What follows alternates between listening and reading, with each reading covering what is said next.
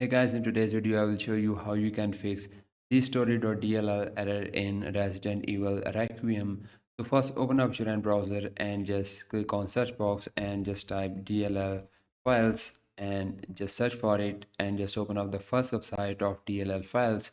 Then just click on this search box and just type DSTORAGE.Dll, and once you type it just hit enter and scroll down and you will find this file on the first page.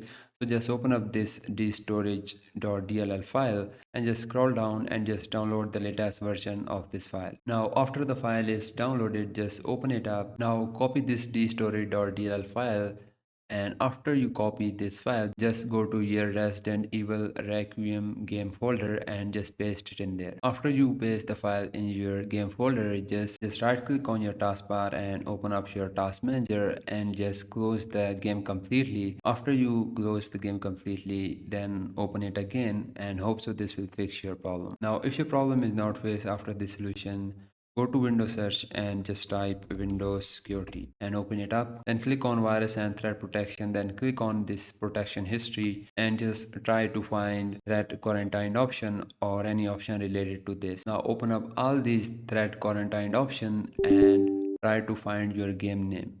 If you find your game name here in any of the threat options you are seeing, just click on it. You will see here the option of action. Just click on that, then just click on restore. Now after you restore it, simply open up the game again and hope so this will fix your problem. And if your error is still not fixed, go to Windows search again and type Windows security again and open it up. Then click on virus and threat protection, then click on manage settings. Then scroll down and click on add or remove exclusion. Then just click on yes option.